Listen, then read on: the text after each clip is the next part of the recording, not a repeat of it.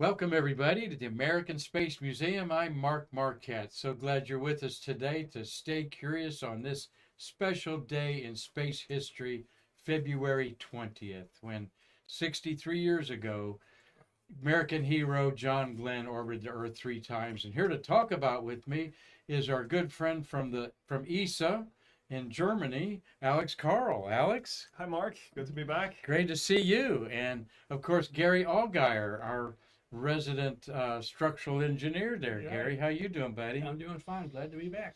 Gary and I were going to come on and just shoot the breeze about John Glenn a little bit and his historic flight. And then I knew Alex was in town uh, for his ESA job. He'll tell us about that in a minute here. And he just popped in here. So I said, come on board here and join the family. Great to see you, my friend. So you're here. Tell everybody what you do for ESA. So, yes, for those who don't know me yet, I work at the European Astronaut Center in Cologne, Germany. And this is the home of the European astronauts. So, a little bit like your Johnson Space Center, we have our EAC, as we call it, European Astronaut Center. And this is really where our astronauts train. We also have all the medical teams there, and I work in the astronaut office. So I have two hats there. One is crew support that brings me here to Florida today, or rather yesterday. And I work as Eurocom. So this is similar to your Capcom. I sit in the console room and I talk to the astronauts on the space station when they use European equipment and experiments. So when there's no Europeans up there at all, you're still very active, talking to people that, like you say, are continuing their instruments. And what segment of the ISS is that? That's the Columbus module. Yeah, I thought it was the Columbus module. Good, yeah, the Columbus module up there. So how things going? Things are going well. Yeah, as you said, currently no European crew member up there, but we have, who do we have? Butch and Sonny, Yeah, of course. And we Nick have Nick Hague and Nick Hague and Don Pettit. yep. Oh yeah, Pettit. And they, of course, continue our sign, so I get to talk to them every now and then. Have you ever met Don Pettit? I want to meet him. He's quite a character here. We Yes, call him the MacGyver Yes. TV show I fix-it guy. Yeah, I actually did meet him. He was in Cologne. So all the astronauts flying to the space station, they pass by in Cologne Uh-huh. at some point to get training for the European module. And during one of those trips, when Don was there and when getting trained on the Columbus systems, I got a chance to meet him, and that was very nice to talk with him and get to know him a little bit better. Good. It seems to be quite an intellectual. Yes, and very hands-on. I mean, Yeah, he's like I say, he's like Mr. Fix-It. He's Yeah. like the guy you want up there. Definitely, I heard yes. on like his third. I was talking to Gary Allgire here. Let's not excuse No, that's all our right. buddy Gary here. You got a question for Alex about the ISS or something? Chime it in there, Gary. If you've got a question, Alex will probably leave somewhere in the middle of our show here, so he's got to catch a plane out of Orlando back to Germany. So you were here for a staff meeting about which mission? So we have the next European to fly is our Polish crew member on the Axiom 4 mission, Sławomir Uznanski-Wisniewski. And so we have... Say that again. Yeah, let me get that. Yes. Jazinski? No, Sławosz is the first name. Wallish, okay. Sławosz. Okay. Sławosz. All right. Sławosz. And Uznanski-Wisniewski. All right. So it's a double name. Now, Peggy Whitson, Yes. America's most seasoned astronaut, is going to be the commander Yeah. for her second Axiom mission. Yeah, so there's Axiom 4 we're talking about. And Peggy's the commander. Sławosz is one of the mission specialists. Together with, I just know their first names, Tibor from Hungary and Shux from India. So Okay. Shux will be the pilot. And so we had a meeting yesterday with our friends from Axiom and also some of the colleagues from Hungary and India, just to go through some of the preparations for launch. We had a site visit to KC just to see where the guests will be, where Did you? the families will be hosted, and those kind of things.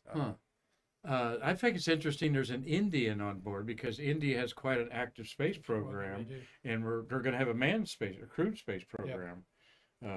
Yeah. right? So Yes, and this is one of the this could steps. be Really. one of their leaders. Yeah, yeah. I had a chance to talk with the representative from India yesterday, and he was saying, yeah, they're working on their own space program. I think of course, they're starting with unmanned flights, Yes. and before they put, because they're building their own rocket system for crewed flights.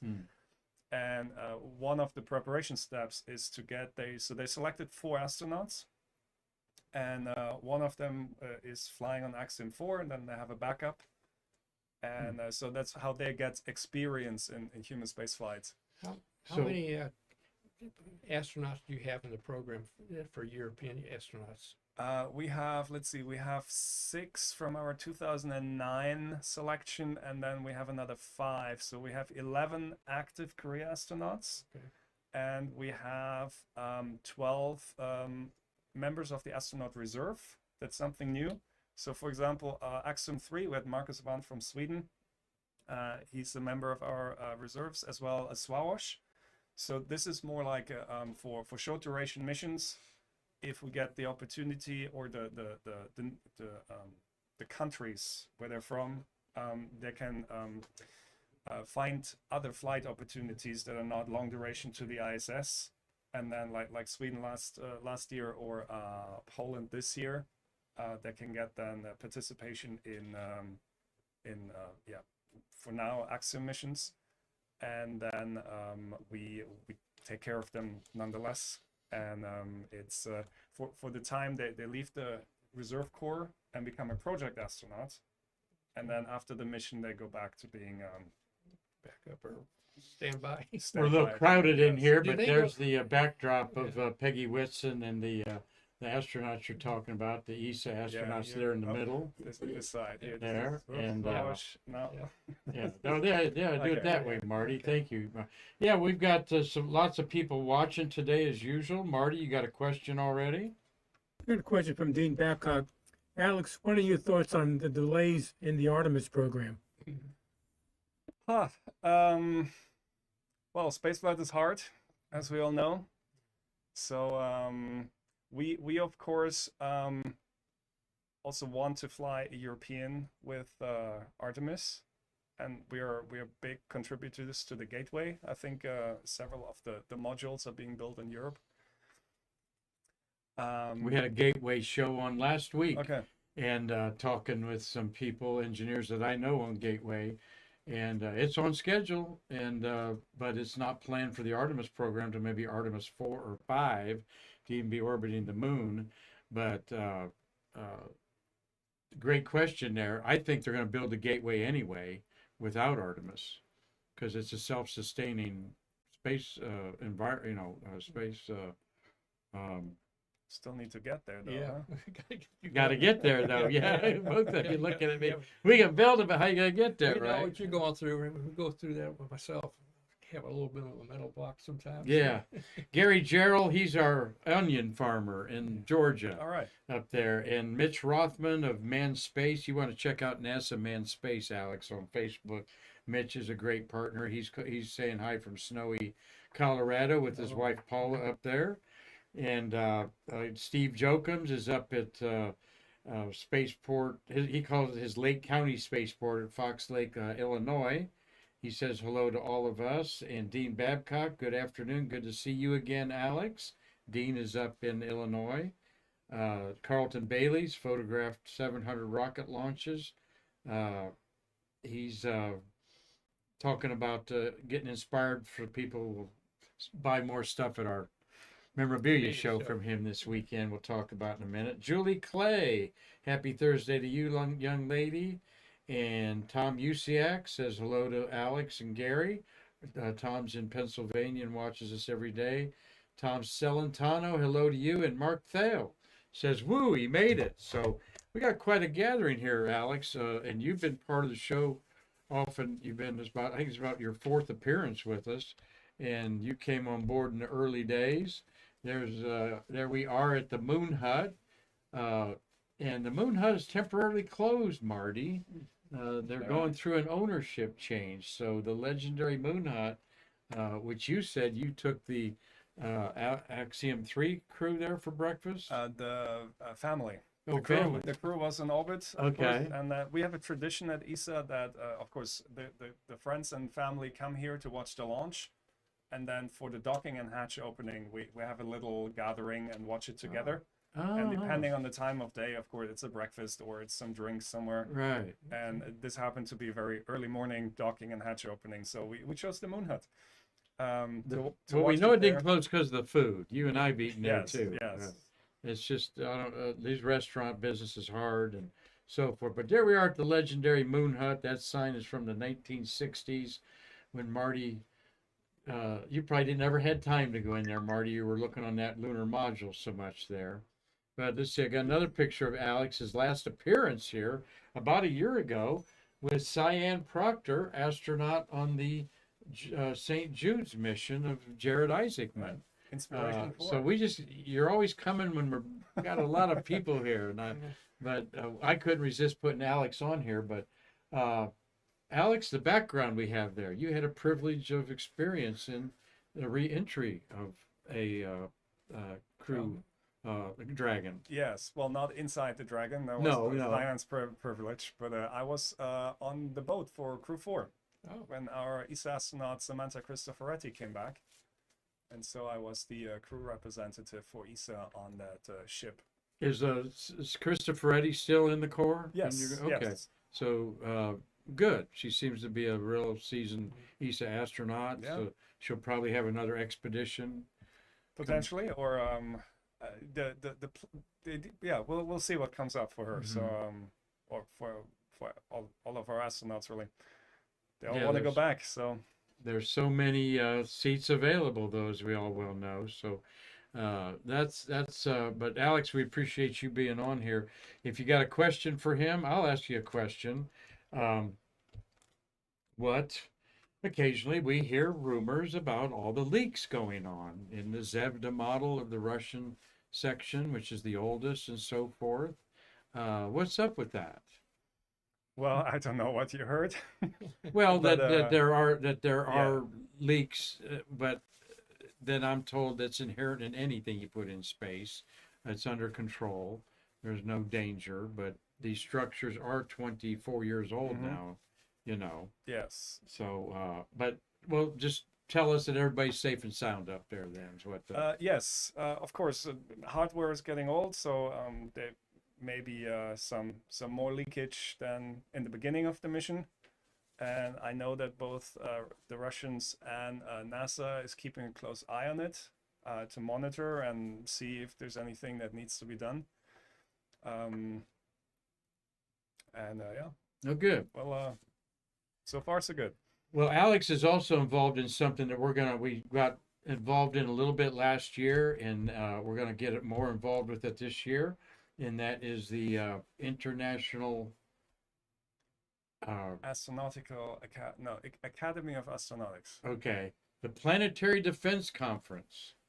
And this is a real thing, defending our planet against a potentially hazardous asteroid. And tell us, and you are involved with this on the committee. It's going to be in May 5th in Stellenbosch. How do you say it? Cape Town, South Africa. Yeah, so it's Stellenbosch. It's very near, close to Cape Town in South Africa. So it's the Planetary Defense Conference happens every 2 years. I'm one of the co-chairs of the conference. This has nothing to do with my ESA job, so this is call it my hobby, Okay. if you want. Saving the planet. What a Yeah, nice oh, hobby to have. From That's a, right, yeah. yeah, we Superhero at yeah, night, right? superhero. Alex Karl. And there, and it's a great opportunity for the planetary defense community to get together and exchange. It's usually around 200-300 people. Who are the people we would know that are involved in that? You may have heard about Rusty Schweikart is Yeah. well, he won't be there, but he was one of the contributors early on with Yes, he Asteroid was. Day and Asteroid Foundation. We have Patrick Michel from the European side. He's one of the leading scientists for asteroids. He's involved with every mission, whether it's NASA, ESA, JAXA.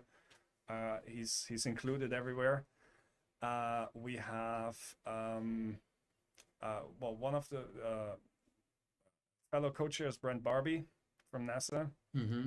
Um, Well, good. Yeah, so That's the right people are at this thing on there. We talked with Alex on Google Meets when you were at last year's.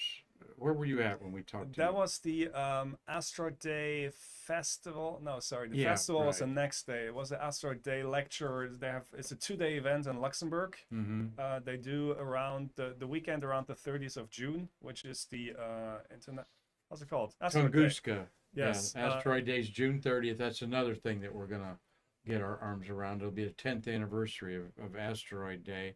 Tunguska was a comet or meteor that exploded above the Siberia, leveled millions of miles of forest. If it had happened over Moscow, they'd still be rebuilding Moscow because it happened in like 1903 or something like that. 08, yeah. Oh eight, okay. So these are just some of the things that Alex is involved in there, buddy. Appreciate you sharing that with us. Great wineries in Stellenbosch, says Mitchell. Yes, indeed. They have to wine lots of wineries there. Okay, So- all right, good. Well, Mitchell sampled a few. Did you get some Pinot Grigio or anything like that there? I forgot what it was, but they put me a bottle of wine there when I was there last time. So Uh-huh. Well, we'll give Alex something you'd like to share with our viewership here that keeps growing thanks to people like you. well, I'm happy for you to tune in and learn more about space and space history. And that's one of the reasons I keep coming back. It's a great museum. There are great people here and great exhibition. If you haven't been here in person yet, please come and visit the American Space Museum in Titusville.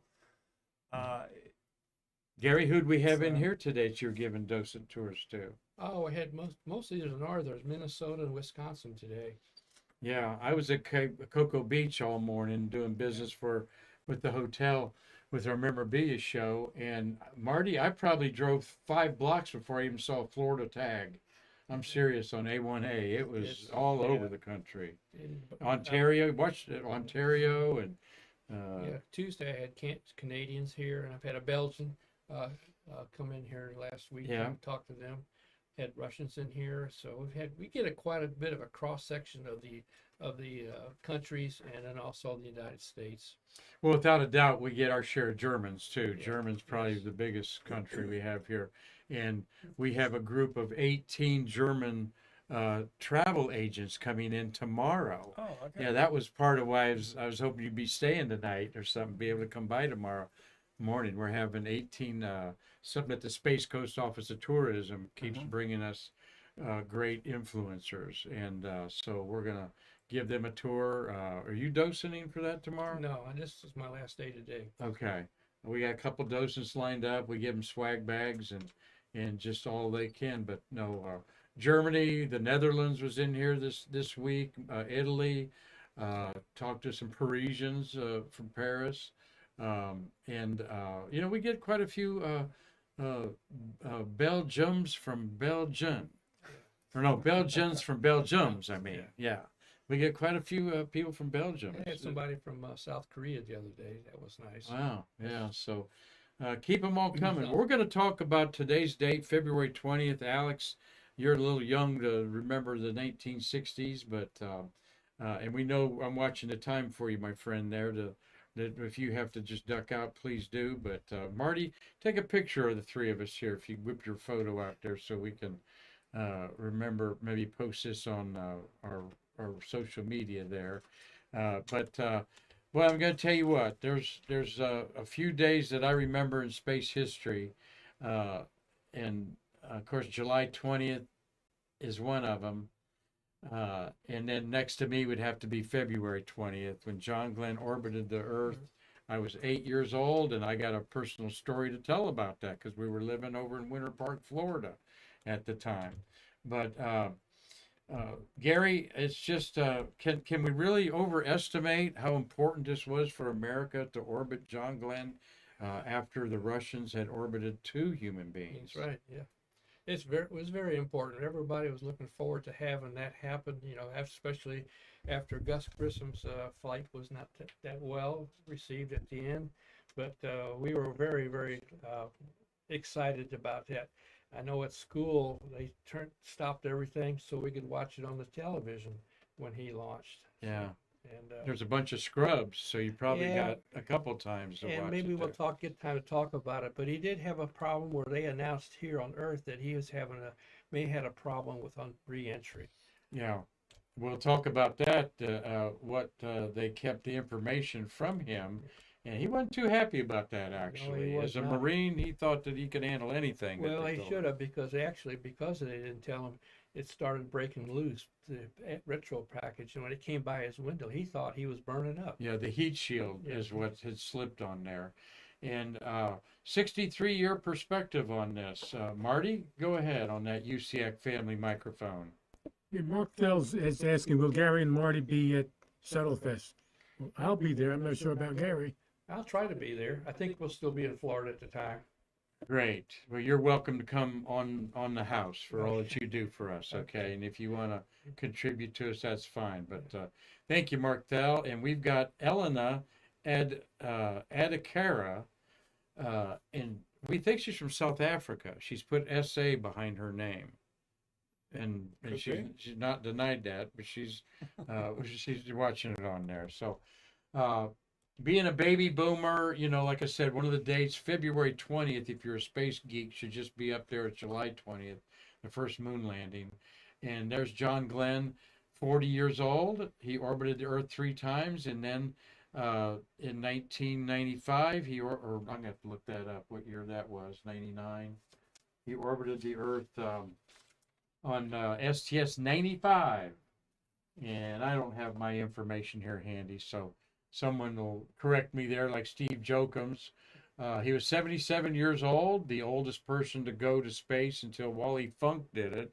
That suborbital flight That was suborbital. on there. But he's still the oldest to orbit the Earth, I believe, right? I'm not sure. I thought that somebody else had gone up that was older than him, but that could not be. I don't know the name, so I can't. And really why did he say. want to do that? Because he was a fit of health, lived to age 95. Marty, go ahead. October 28th, 90. Oh, wait a minute. October 28th, 96. Was it 99? 96. 96. 96. Okay, 96 on there. Oh, 98. 98. 98. Okay. Okay. So Alex, you've walked out here. This is our Mercury Monument. The Bax Brewer Bridge behind there goes to the Merritt Island Wildlife section. This was started our museum. Was they took $100 put your name on those bricks there. All right. And around it are all handprints of 6 of the 7 Mercury astronauts. Gus had passed away, of course, and this was a project started in 1999. So there's John Herschel Glenn Jr. Boy, the first astronauts, all right, the first 2 classes of astronauts of Mercury and Gemini, about half of them were juniors. And I think over 3/4 of them were the firstborn. Oh, really? Yeah. Yeah, a lot of it could even be more than that. I'll have to do some stats on that someday. Okay. But a lot of juniors in there. Okay, named after their dads. What a lot of people don't know, I'm going to tell you about, and you can help me with this, Gary. He broke the record of going from New York to Los Angeles. Yeah. All right, in an F8. F8 Corsair. There he landed. They had a band there playing for him. He was super famous for this. Completed the flight of 2,160 miles in, looks like 3 hours, 23 minutes from coast to coast. That's scooting. That was scooting, yeah. It's been broken a couple of times since then. Yeah, But, right. At the I think time, that was the fastest. And he did that, and this is some stuff that was in an auction that we sold of his signature of this, the whole deal about. So he was already nationally known That's right. before he was chosen as an astronaut, and He's the only astronaut that didn't have all the requirements when he was selected. is that right? Tell us Yes. more about that. Well, all of them had to have an engineering degree, and unfortunately, he did not have one because he was a senior in college when the Korean conflict broke out. So he went on back active duty and flew combat missions in Korea. and he didn't. When he came back, he still had not had his engineering degree. He got it after he was an astronaut, but he's the only one that didn't meet all the requirements. That's an interesting. And also, they had to. Eisenhower put a requirement on them that to be selected, they had to be on active duty at the time of selection, and so that eliminated Neil Armstrong because he was flying X-15s up above the Kármán line, and he couldn't qualify. He was on the first group of a Gemini crew that was selected, but yeah, the man who walked on the moon was disqualified from being the first astronaut. Well, we're going to look at a couple things. And hello to Chris Callie under the pseudonym Jacqueline Murakami, his wife. And hi, buddy. Great talking to you today. Mark Thales on the phone. He said Glenn was also on a game show host. Name that tune, I believe. Oh, really? I think it was What's My Line, though. Yeah. Could have been What's. It could have been. That could have been either one there. That's right. Well, as Gary alluded to, the greatest baseball player of all time, I'm going to say. Come on. Ted Williams, nobody's ever hit better than him. And for Boston Red Sox, hit 400. His last at bat was, I think, his 300th home run or something like that. But he was the wingman with John Glenn on those, what was it, F-86? They flew F-86s in Korea. Yeah. Well, he was into the Air Force? That would have been F-86s. So they were together. It said in this book.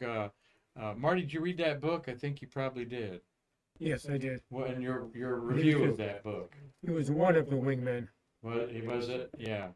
It was pretty cool that they become so famous after this. There they are actually in a briefing there, John and their leathers, talking about the Korean War. Okay. And there they are meeting years and years later. And of course, arguably the greatest hitter of all time. And he missed the prime. He spent 3 years, in the Korean War when he could have been playing baseball and would have really racked up some incredible statistics that 3 years there. Yes, Marty. Okay, Dean Babcock is asking, if the United States had placed the first human in orbit, do you think there would have been a moon landing program? Yes, well, I think so. Yes, it was a very prestigious thing to do. That was the goal of all of us on this earth, was have somebody walk on that moon. Mm-hmm. That was a goal for many thousands of years. It's science fiction, the H.G. Wells and definitely so forth stories on that. Definitely would have. What do you think, Alex, as an outsider? I think it's a great question. I haven't really thought about this yet. So, but growing up, younger than us, how does the moon race between USSR and USA play? For me, Europe? For me, it was always history. So I grew up in the shuttle era, really. I remember watching, I think it was even the Challenger accident. I watched it on live TV in Germany when I was, 10 years old or so. So the whole race to the moon, that was just in history books. And you flip through, you see the nice pictures and see, oh, great. But it's kind of a done deal. And not so much. Is there any sentiment that you're glad that America won and not Russia, or would it have made any difference to Europe? I'm not sure for Europe, but for me, it was like, oh, they send Yuri Gagarin up, you send John Glenn up, they're just all space people. I want to go to space, so I don't care where people are from. So it didn't make a difference to me. Thanks for sharing that. Tom Celentano said he actually saw John Glenn in his Senate office, I guess in Washington, D.C., and he just wanted to shake his hand. So that's cool. I've had my own little encounters with him we'll talk about here at the end when he was senator in Ohio.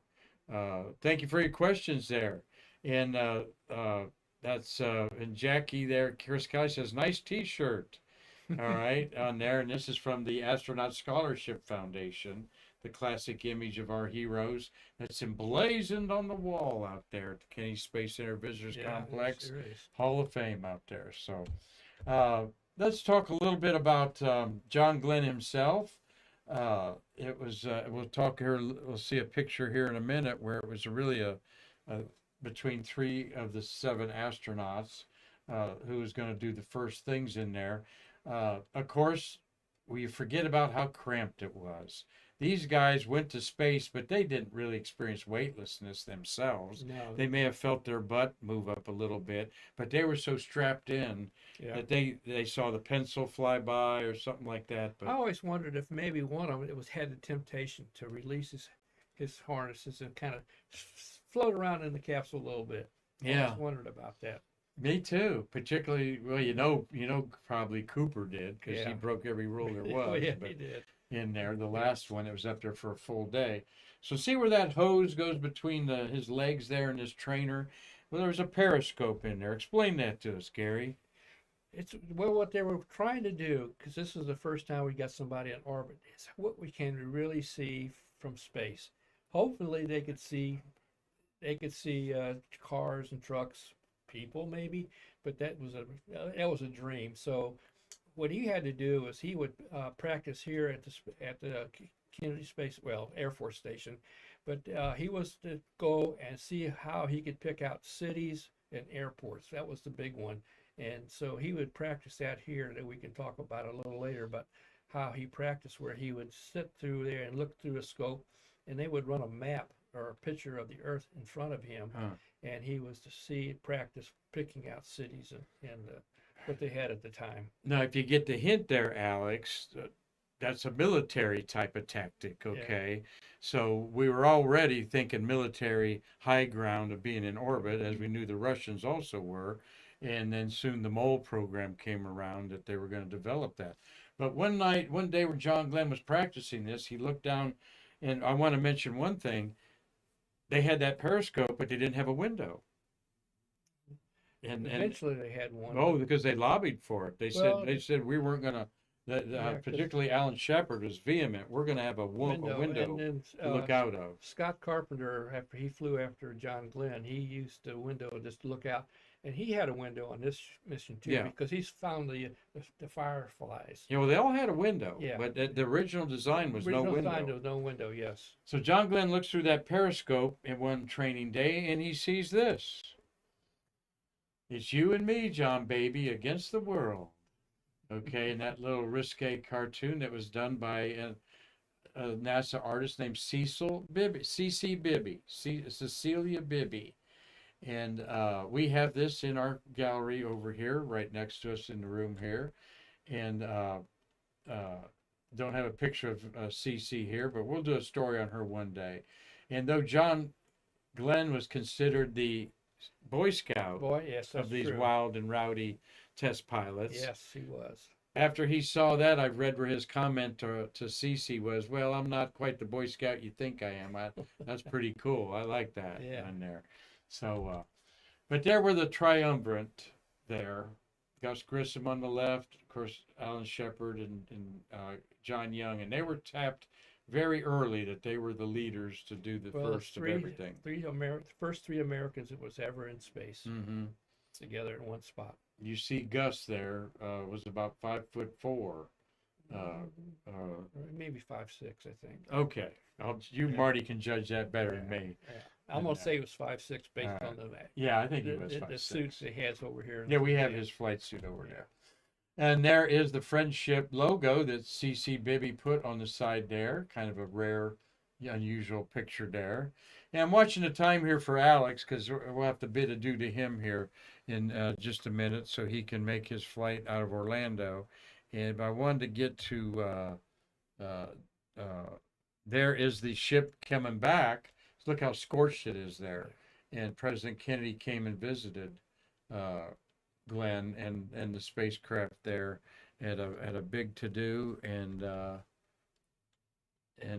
let's talk about the monkey, and then we'll let you go. You okay, Alex? Yes, that's great. Yeah, good. So tell us who this is.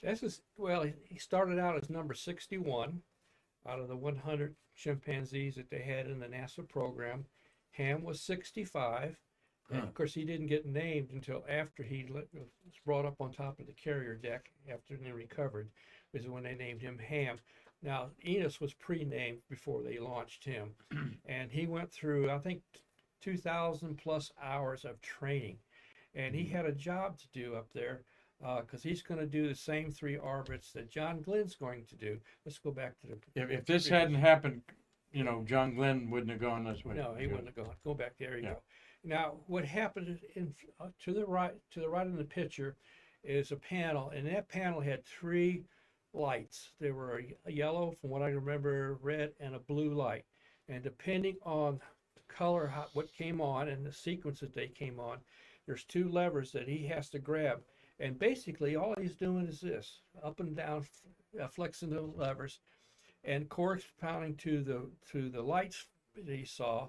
He could be one time he flicks them, or it could be 100 or more than 100. He could do somewhere in that number frame he was trained to go do.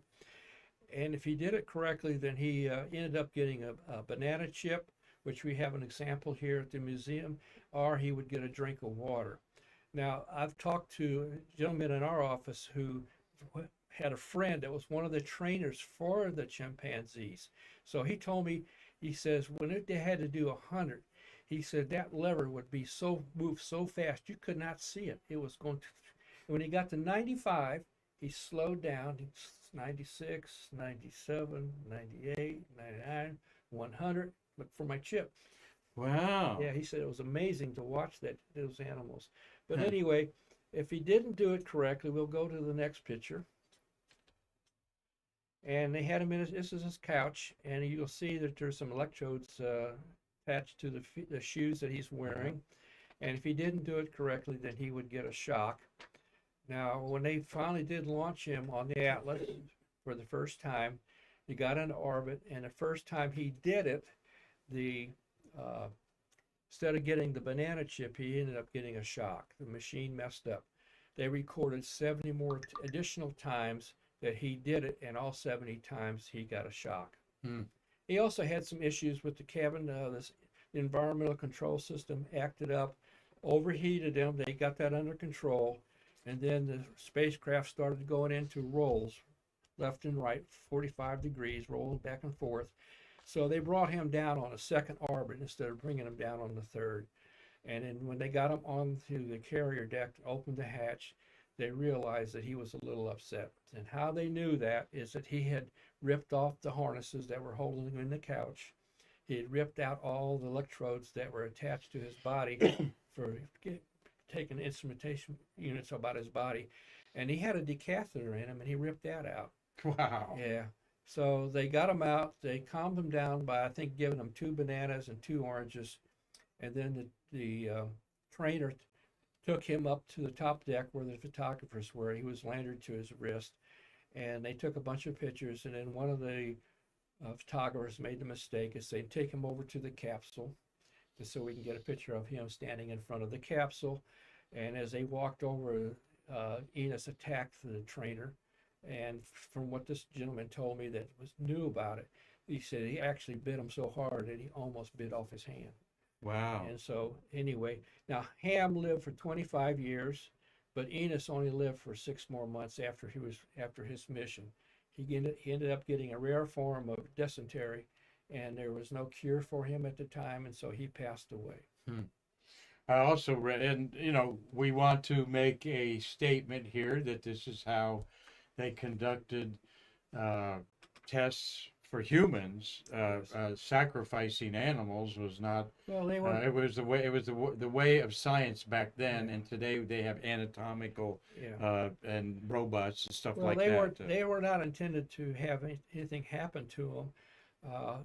They did, of the 100, quite a few of them were launched on unmanned rockets to do a couple orbits around the Earth to get an understanding of how a human body would react in space. We started out with rhesus monkeys and spider monkeys. Russians used dogs. France used a cat. Yeah. And that was, again... Felicita. No, the cat. Felix. Is a girl. Well, they named him Felix because Yeah. of a cartoon at the time. It Right, was yeah, popular. Felix the cat. But the Dallas fact was on Jeopardy. If you watch Jeopardy here in the last couple of weeks, that was one of the questions that they asked. It says, "What was the name of the cat that the France lost in here?" And he said All that right. survived. Now, what they don't know and they didn't say on the show is they gave him the name was Felix, but when he got back, they euthanized him and cut his brain open to understand what how the reaction, the effects of space did on their moon, on the bottom. Well, very interesting stuff here. We got a great new person's joined our family. Homemade documentaries say they met the author of the book about John Glenn and Ted Williams, Adam Lazarus, Oh, and that it was quite a deal to attend John Glenn Day and the parade that went on and so forth there. Let's see, what have I got up next here, picture-wise, the show, and oh yeah, I wanted to just share with this y'all that John Glenn, this was his vehicle, his daily drive was in a Ford or Chevy convertible. The other astronauts drove what? Corvettes. Corvettes, except Wally Schirra drove a Maserati. Okay. Yeah, in there. So again, the common man, John Glenn there. Yeah, I think this is a great segue because I go get into my car now. Yes, exactly. not a That's a good Corvette. segue. Yeah. What's John Glenn thought about in your space history learning? I mean, he's up there with, first American to orbit the Earth. So he, of course, first human in space. Yuri Gagarin is there, but then it's almost John Glenn in the next. So not so much the Sabo, it was Grisham and Shepard, but it's Gagarin and Glenn really as the firsts. He was not the first person in space to orbit the Earth. From an international standpoint, the rule was you had to launch and land in the capsule, and of course they ejected. They didn't. So that disqualified him. But Plus, he only went like 7/8 of an orbit. Yeah. Oh, us Americans, we're bitter about that. We should have done it before then. Now, let me get there. So, Alex, Karl, Right. thank you so much, buddy. Mark, so Hate good. that you have to leave like this. So we Yes. can't break a meal together, but Next you time. have a safe trip back, my Thank you. friend, and it's Yeah. always Gary, great here Nice to meeting meet you you. too. Yeah. We'll see Goodbye, you next everybody. It time. was good to be back. Keep us- Catch All you right. next time. Good luck to Isa and all their Yeah, endeavors, yeah, and the Axiom 4 crew. We'll see you at that launch there, Alex. Thank you, buddy.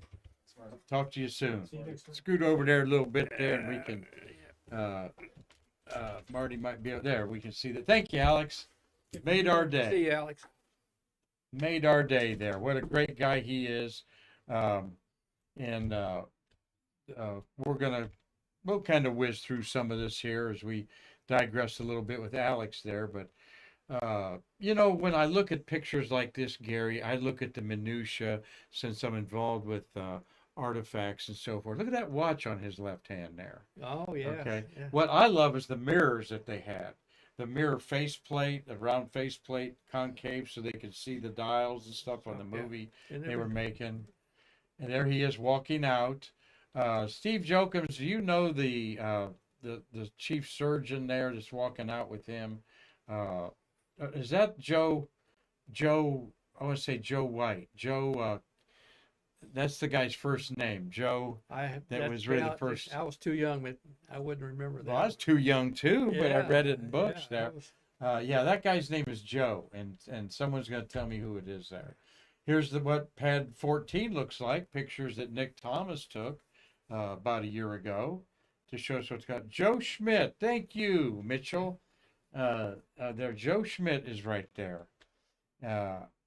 And that's a pressure gauge on his left wrist, is what Mark Thiel says there. Okay. Not a watch. Thank you for straightening me up there. See, that's got a different hose outlet on that. You're giving air directly to his helmet, and plus one's I'm sure a comm Yeah. connection. In there. So that's Joe Schmidt and Complex 14. There he is, the famous picture we all see of him getting into Cramp Friendship 7. Gunter Vent, the pad leader. Good luck charm, if you will. Right beneath his arm there is what I speak of, that cylindrical mirror. I've Yes. never seen one of those. I bet it's worth a fortune at an auction. in the classic launch of the Atlas Atlas 2 rocket, Atlas 2, that had launched already 100 or so unmanned communication satellites and other probes, and this launched 4 humans to space, and that's the It was beautiful. quite risky. That was not a reliable rocket. No, it was not. We've got the picture of the Yeah. blow up in it. That was between Glenn's and Carpenter's mission. Yeah. One blew up completely. Well, the first one that they launched with the Mercury capsule on it blew up. It was unmanned, and they brought all 7 astronauts down to watch that. And that's the hatch that we have. Yeah, here. we've got the hatch of it in Hatch there, off of that on there. MA1. But even in when we got the Gemini program, they were using this vehicle to launch the docking The Gina. on it, and they had a lot of issues with them blowing Yeah. up on those. And when that MA1 exploded, it was not because of the Atlas rocket. It was because the fixture, that structure that the capsule is sitting on top of, fatigued. Oh, is that And what it was? yeah, it fatigued, and the capsule just ripped right through the rocket Okay. there. No, the Atlas people were very adamant that their rocket wasn't at fault. It was McDonald's collar, is what I was trying to say there. Okay. That I never heard that, but that's fatigue. interesting. Well, My dad probably would have disagreed with you, but that's the way it goes. I was going out there to Pad 14, the big blockhouse out there that's still there. This is where the workers were, okay? This is they built it because you're only That's 700 feet away or Yeah. something like that. 3 feet of concrete, reinforced concrete. It was what it was built out of. Only one way in, one way out, and no windows. And I asked why, and there are periscopes on Yeah. top. I asked why so close, and as a dumb person, and Murphy Wardman told me, Mark, electricity would only conduct 700 feet on a copper line. That Yeah, was it, Okay. and then they boosted a little bit and built another Yeah. pad out on Pad 36 a quarter mile away. But Okay. it was all about the electricity. And then for Saturn, we couldn't be that close because of the explosive power. If it blew up on the pad, that would have wiped out that Yeah, firing. but you had more boost to the. Yeah. There's the classic pictures of him. Movie film was taken of him in orbit. He drank. He took a toothpaste tube of applesauce. Yeah. I say to people in my talk in the Mercury and Gemini gallery here that these are so important. We didn't know if your eyes could blink. Would your eyes make tears? Because if your eyes didn't, you're going to dry up like SpongeBob on the beach, Yeah. type of Be thing. miserable. Could you swallow? Right? They were worried that the heart just might stop beating in weightlessness. Yeah. Because no gravity. Did that have something to? These are real risks that people Yeah. thought. Wait a minute, man! If you're in weightlessness for an hour, will the heart just all of a sudden, just because there's no gravity, just stop? Could Yeah. you swallow? Could your food digest? Can you eliminate the waste? Because if you don't, you're not a human. You've got to do all that to live. So I think people underestimate why we took these baby steps each mission. What do you think, Gary? Well, I think the same thing. We just didn't know exactly. That's why we sent the chimpanzees up first, and why we sent the spider monkeys up. We all had to learn what was going to happen in orbit. Mm-hmm. We just didn't know. And great mission. Like I said, they're so strapped in there that I kind of wonder what weightlessness they felt. Now we'll talk about this, but John Glenn reported seeing fireflies outside the capsule. And then what it was actually Scott Carpenter went up there next and he banged the side and it created fireflies. So it was the ice crystals on the side of the spacecraft from some sort of spent fluid on there. But they wondered about that as a phenomenon, as they certainly would. But here's the National Geographic cover of the fireball coming in. And this has got the whole drama of the mission. Why don't you explain it to us, Gary? And I've got that picture and then the button picture. On the second orbit, they got indication from on the ground that the heat shield can be detached. And when they detach it, and they do this, once they're on the parachute, it will drop down and it forms an airbag, sort of. So There when it they hit is. the water, the airbag will cushion the impact with the water because the chute's not quite enough to keep them from receiving really high G loads. So that's what they did. But on the second orbit, they got an indication that the latches holding that to the capsule came loose and were actually actuated. And so if he re-entered without them doing anything, they were afraid that the heat shield would come down during the actual, when we're going through the fireball, and burn up through, and then that would be the end of John Glenn. So they didn't, behind that, we attach a retro package, and it's held on by 3 straps. And the goal is, once they fire the retro rockets, the astronauts hits another switch, and he separates those 3 latches. And this is probably the switch that he would use to jettison the retro package, and it would fall away. Well, they decided not to do that.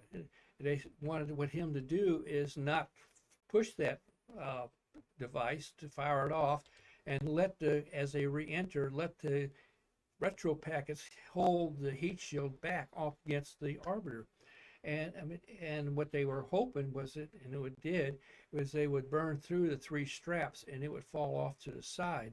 And they told John Glenn when he, after he fires the retro rockets, not to release the retro package, but didn't tell him why. They said, don't do it. And he followed the orders. But he asked a couple of times. You hear the? Yeah. I've heard the transcript. Yeah, it's true. He did. You know, sort of like, repeat, please. You don't want me to do what? Yeah. And I think he said, why do you not want me to do this? You They know, wouldn't tell him. they wouldn't tell him, and They he wasn't happy about that. No, he This wasn't. proud Marine. Yes, he was. But anyway, what happened was, as he came in, he was looking out that window, and he would see pieces of this retro package breaking loose and coming by his window. And he actually thought that he had destroyed his heat shield and that he was going to die. So he was a little upset, understandably.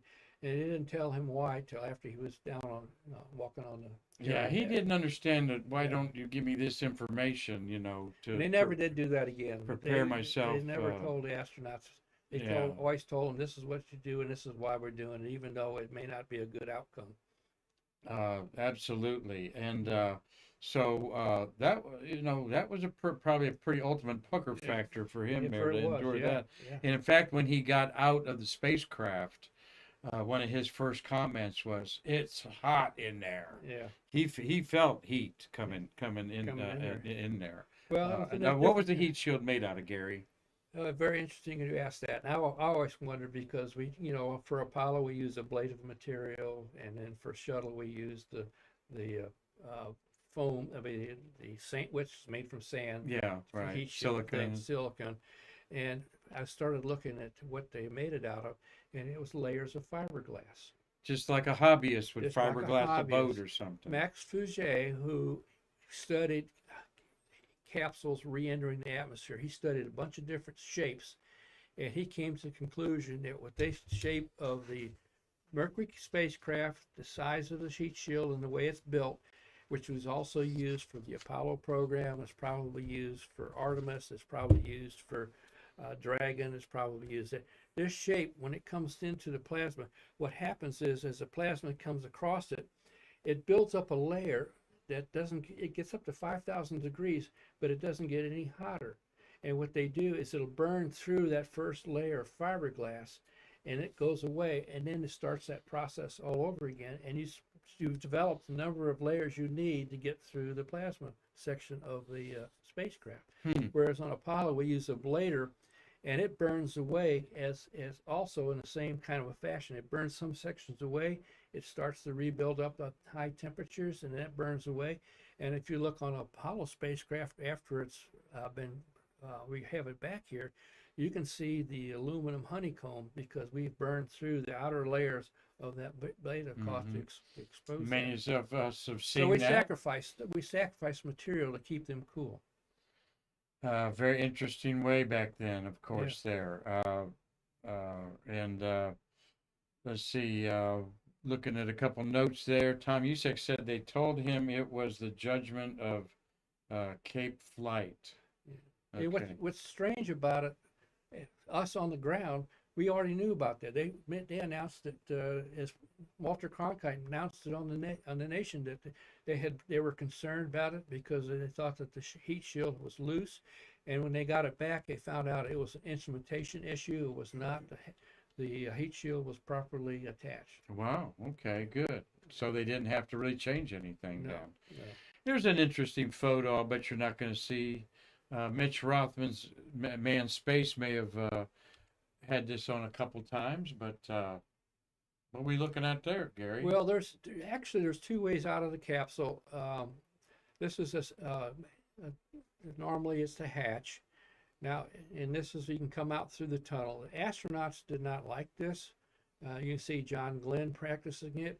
It was only used one time during the Mercury missions, and that was on Scott Carpenter's flight. He overshot his landing site by 400 something miles, was in the water. Now, if he had opened up the side hatch to get out, the capsule would have sank because the bottom edge of the hatch opening is below the waterline. So that's why they had to come out the nose. And when they came out the nose, there was a one-man life raft. So Scott Carpenter got in that life raft, sat out there, and waited for them to find him. For about 3 hours, in fact. 3 hours, yes. Yeah, and their unusual picture there, training. You don't think of all this training that they do. They do a lot of getting wet and bruises from every day and just Yeah. exhausted. Quite an exercise. This was in a water tank someplace that he's practicing having to do that. Again, they did not like it. I think only one of them enjoyed it. I forget who it was that said they had no problem getting it. Actually, Scott Carpenter was one of the most physically fit of all of them. He didn't have an ounce of fat on him anyway. He slithered right out of there. Yeah. There's not much room. Yeah. So they had a big special day. That's Hangar S is why I threw that in. The famous Hangar S should really be on the National Registry. That's where the astronauts and the primates lived briefly together until the astronauts said, I think something had to do with the odor in the air all the time and stuff like that. I really wanted to go through this when I got here at Kennedy Space Center. I wanted to go through Hangar S. I did go over to the complex and went in one of the other buildings, but I never had the opportunity to go in there. I would have really loved to have done that. The astronaut quarters were there just for a year or so, and then they bought the Holiday Inn that's now La Quinta on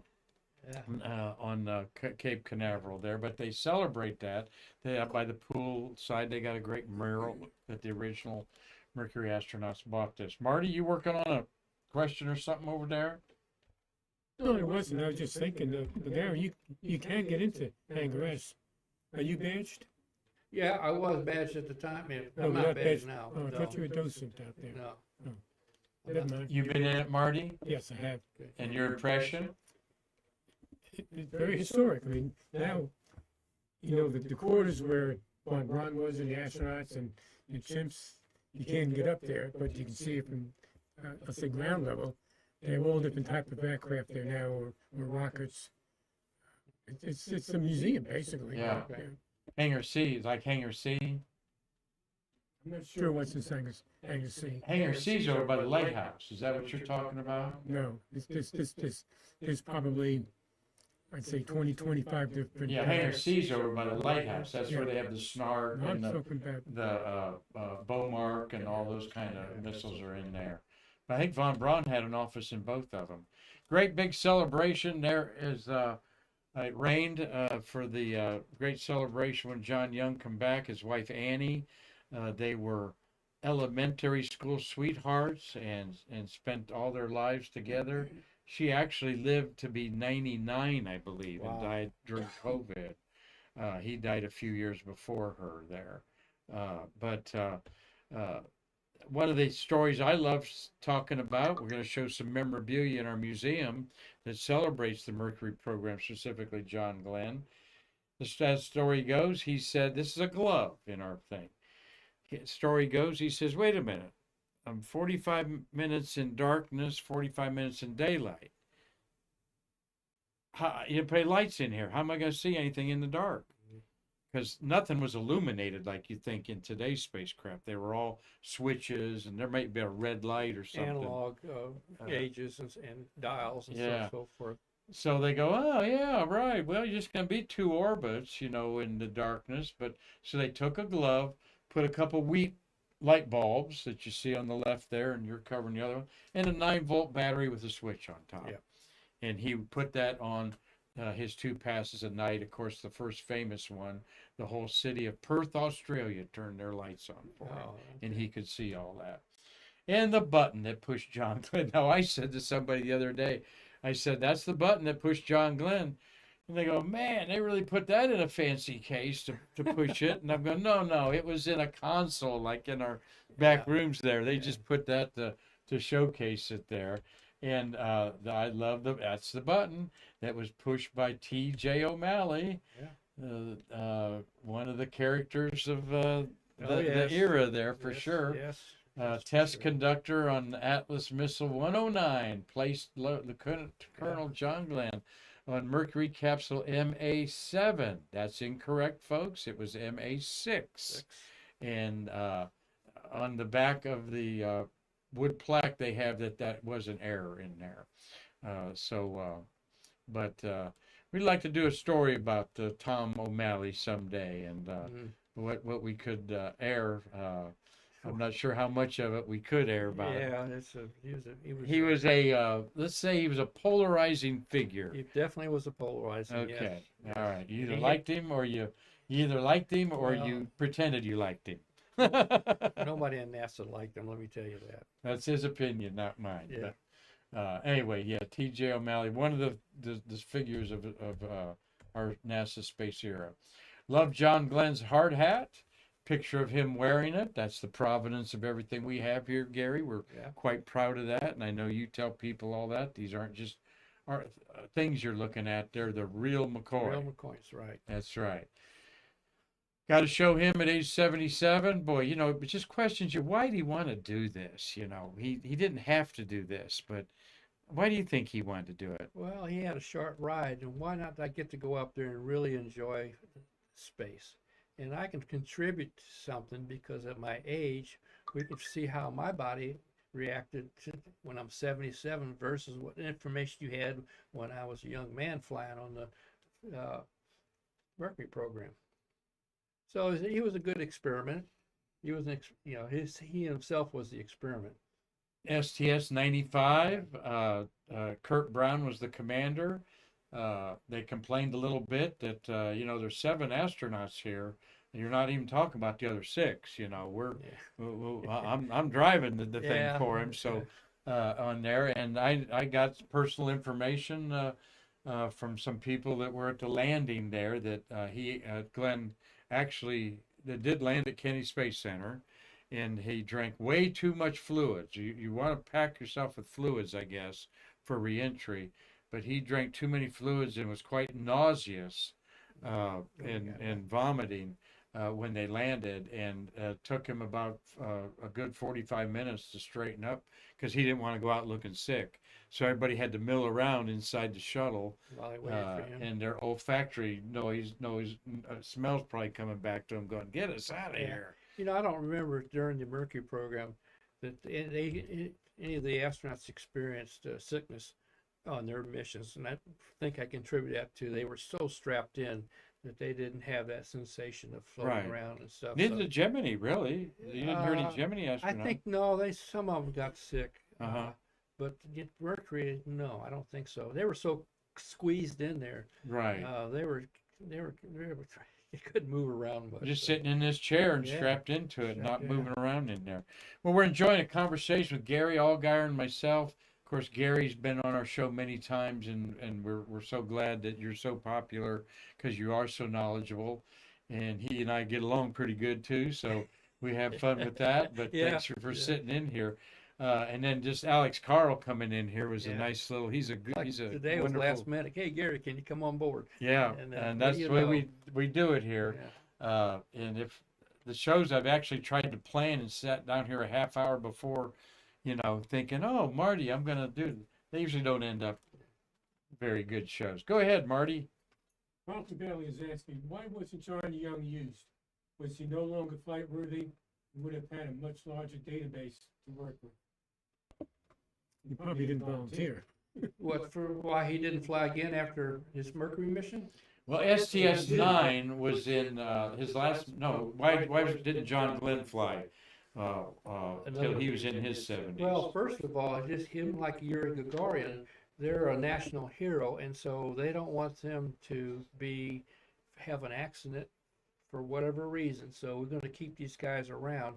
And then, of course, he went in to become a senator, and so there was actually no way that he's going to become an astronaut again until he retired. When he went back to NASA and said, "Hey, look, we could do this, you know, as an experiment on my body compared to what I was when I was a young man, to see what the difference is over time."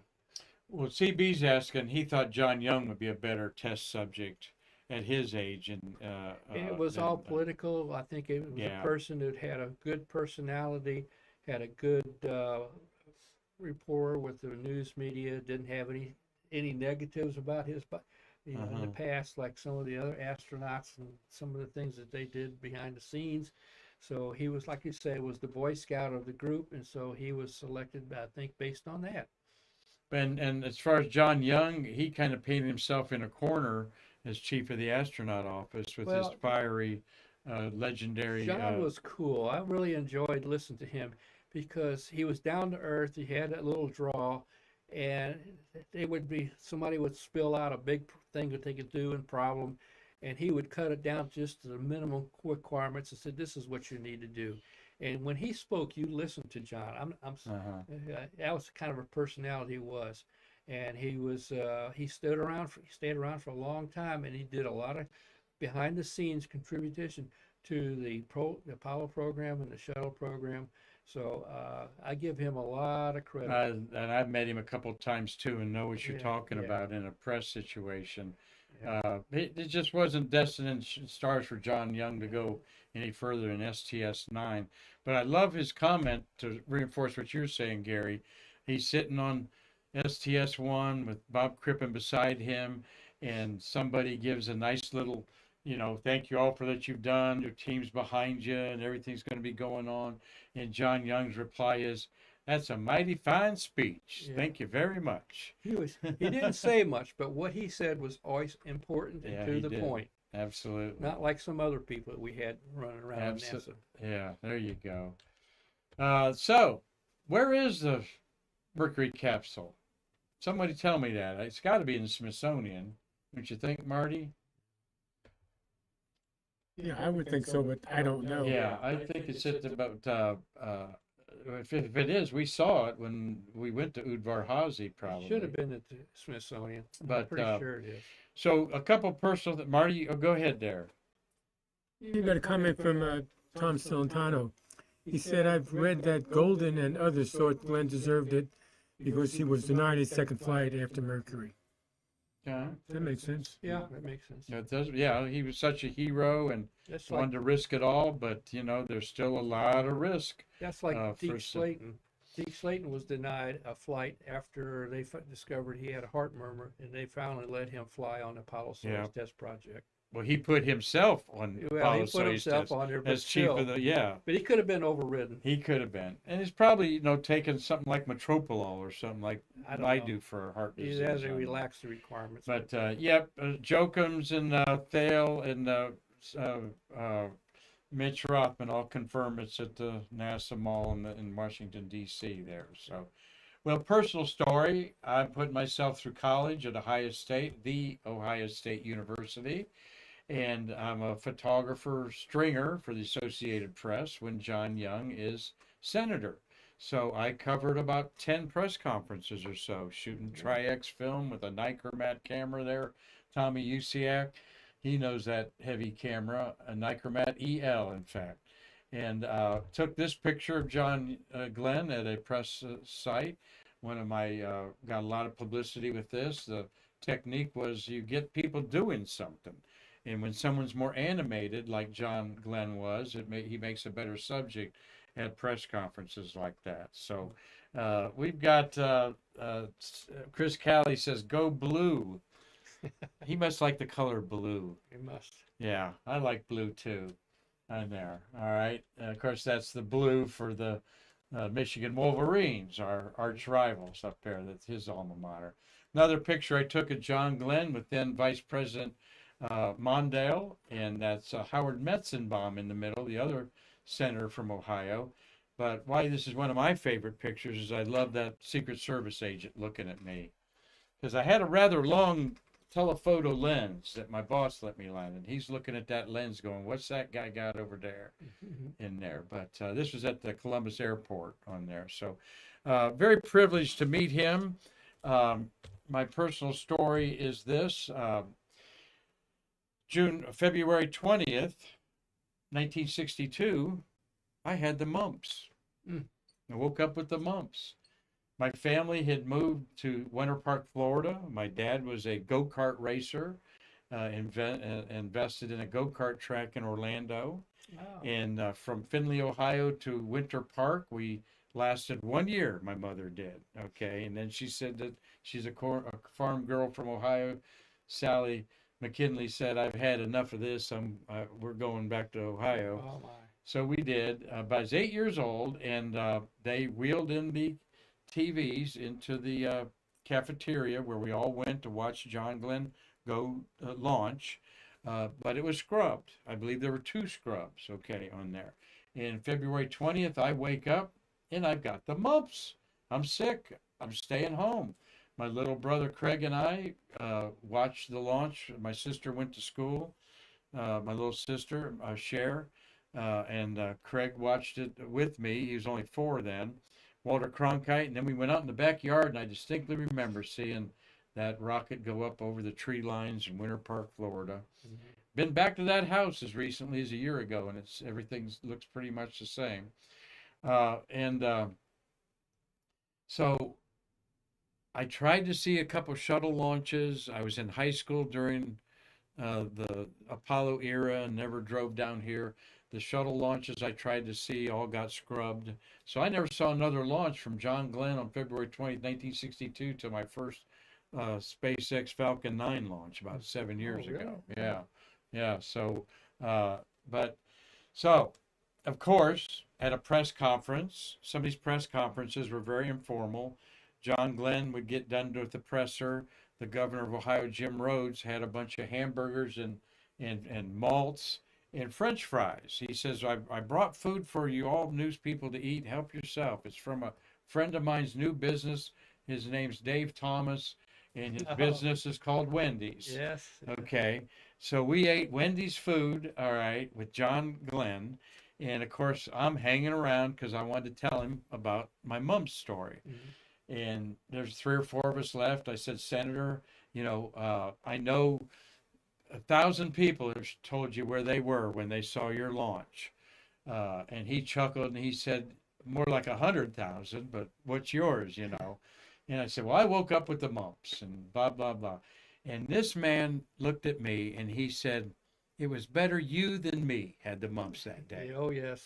That's the kind of guy he was, though. He looked you right in the eye, I'll never forget it, and said, it was better you than me had the mumps that day.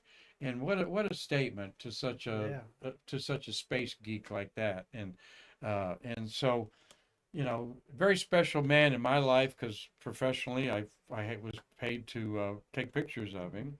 One of my heroes growing up and lived to a ripe old age in 95. Did a lot of good things. He did run for president.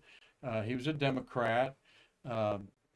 He was an engineering mind, and I think, but he was a good politician for Ohio. He was, yeah. And 25 years leading the Senate, and of course he was involved with the space committees and all that stuff. So, hope you've enjoyed our little look back here at the John Glenn. I think February 20th should be in every space geek's mind as one of the more historic dates with January 20th. And Alan Shepard is May 5th. Right, is his suborbital flight. So a few of these dates do stick in our head, and because I'm involved with this museum, please don't tell the collections manager that I did this. Nick got one day said, you know what, he's my hero. I'm going to put that hat on, that hard hat on, and even framed it with his signed stuff behind us there. So truly an American hero and one of my heroes. John Glenn orbited the Earth so famously 63 years ago today. Gary, thank you for Oh, it's quite a lot. joining me to share that. What do you think of my personal story there? Oh, I think it's great. It's nice to have people come in here like you and people that come to the museum, and they do have personal stories one way or the other about the astronauts from all the way back to the Mercury program. There's people that actually have met John Glenn, shook his hand. It was video recorded, and they actually showed this gentleman's picture in the lobby of the visitor center.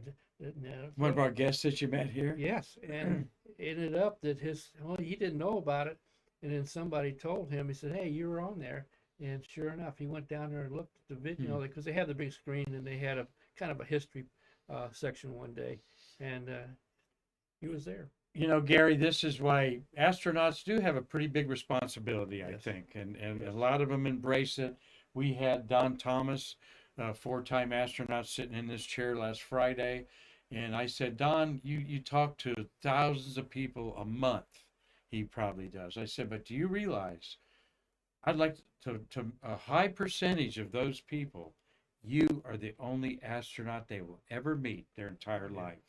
Because there's only 620 of you that have orbited the Earth, and about 350 of you are Americans. Yeah. And I said, I think that's a responsibility that you bear. You know. Yes, it is. Very important one, and they want to.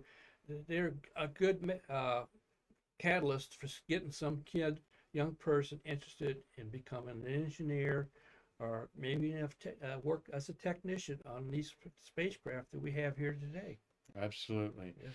Well, thank you all for watching. Thank you, Gary, for coming in here real quick and then being double teamed with Alex Karl. That was fun. And this is where I'm blessed to be making so many great friends around the world like Alex Karl, and a great friend and my chairman for Shuttlefest, Chris Callie, joining us today. Steve Jokums, you're up there with the great people that have supported us that have become my friends, and of course Carlton Bailey and Tom Musiak have really opened the door for our museum to so many great people up there. So we love y'all. We appreciate y'all. Tell people to share and like our YouTube channel and follow us on Facebook. If you're in town before Gary goes back for the summer in Georgia, probably about the end of April, right? Yeah. He's here on Tuesdays and Thursdays to get a great talk or just meet him. So thanks again, my friend. You're welcome. Always Glad good to on be there. here. You added a lot. And tomorrow's Friday, February 21st. We'll probably talk a little bit about this memorabilia show that we're going to have on Saturday, and probably talk a little bit of space history to make it, or not space history, as well as what's up in the sky tomorrow. So we'll figure out something to keep you entertained, at least for an hour or so. Gary and I at least got under 90 minutes this time together, but Yeah. he's always worth it. He's got a couple other shows he's putting together for you, including, he's teasing me about it, a really interesting look at Apollo 13 that he says maybe you've never thought of what he's going to tell you the next time he's on, and we'll do that closer in April probably before you leave. Well, So it's around the anniversary of Apollo 13. That's when we'll do it.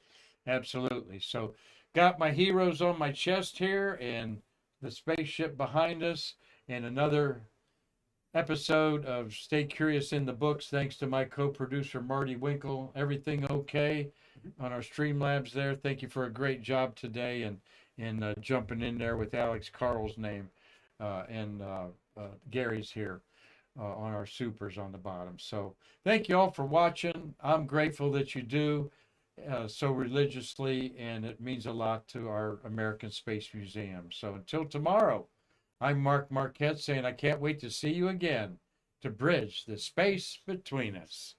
Good.